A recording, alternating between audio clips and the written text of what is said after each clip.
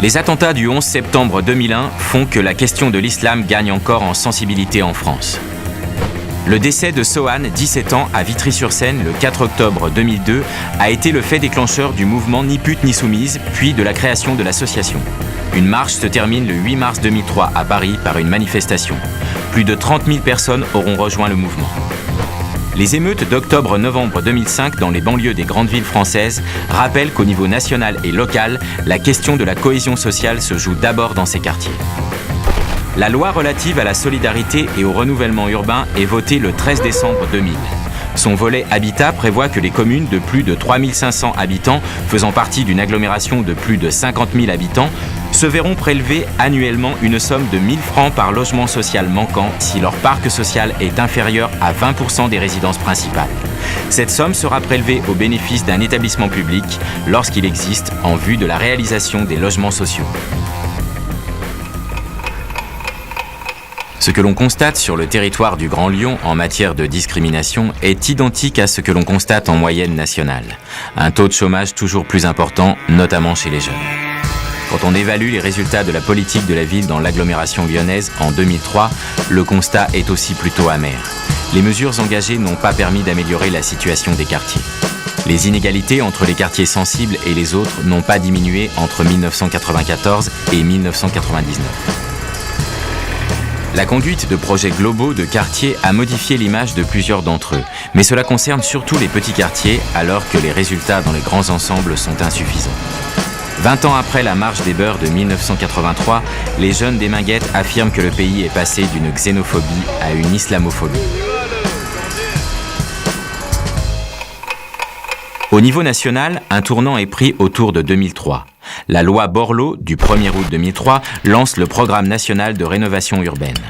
L'idée s'est imposée que les territoires en politique de la ville doivent retrouver une mixité sociale qu'ils ont perdue depuis longtemps, redevenir des quartiers comme les autres. Cela passe par des démolitions-reconstructions importantes qui permettent de repenser les projets urbains. 50 grands projets de ville, GPV, sont mis en œuvre au niveau national. Dans l'agglomération, le programme défini avec l'Agence nationale pour le renouvellement urbain prévoit la reconstitution de l'offre locative sociale à l'échelle de l'agglomération et 12 projets de ville, dont ceux de Lyon-la-Duchère, Rieux-la-Pape, Vaux-en-Velin et Vénissieux. Les démolitions prévues vont occasionner un premier grand débat d'agglomération en janvier 2004, lors des premiers états généraux du logement. En écho, l'un des mots d'ordre de la mobilisation associative fut alors un ajournement des démolitions.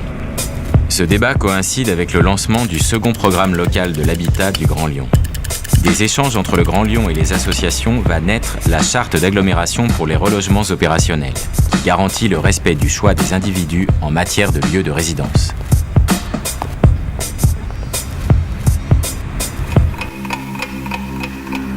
Le grand projet de ville de l'agglomération lyonnaise concerne au total 75 600 habitants et 29 000 logements, dont 83% en logements sociaux.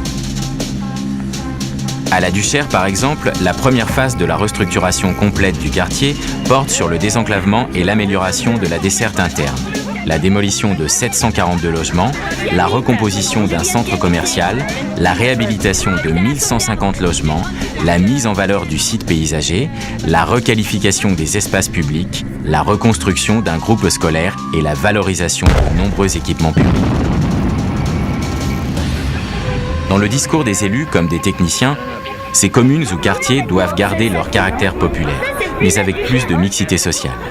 L'idée est de recréer la mixité qui existait lors de la livraison des immeubles dans les années 60-70, avec des familles françaises, étrangères ou d'origine étrangère. À partir de 2007, le Grand Lyon se place dans une politique globale de renouvellement urbain qui intègre les grands projets d'urbanisme comme la Confluence et Carré de Soie. Cette politique permet de reconstituer dans le reste de la ville 60% des logements démolis dans les quartiers et d'augmenter fortement la production de logements sociaux qui passe de 1500 à 4000 par an, dont les 3/4 dans les communes du centre et de l'ouest.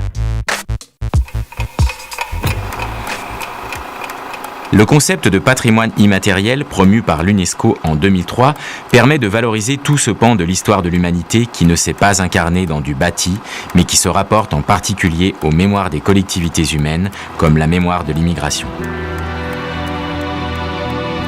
Dans l'agglomération lyonnaise, des hauts lieux de l'histoire industrielle et des grands ensembles deviennent objets patrimoniaux.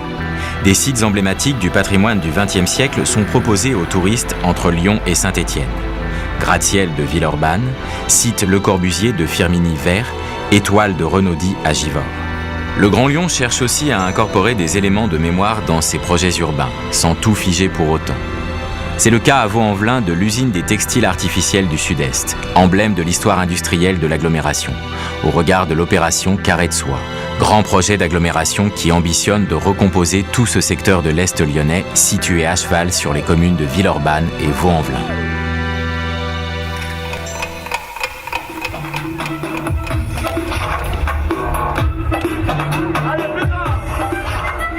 Aujourd'hui, le Grand Lyon poursuit son choix de répartir les logements sociaux dans l'ensemble de l'agglomération et d'introduire la mixité dans l'ensemble des territoires. Les grands quartiers populaires lyonnais, souvent cités comme des exemples de réussite par d'autres collectivités, sont conçus pour mettre en œuvre de véritables transformations urbaines des quartiers et les réintégrer à la ville.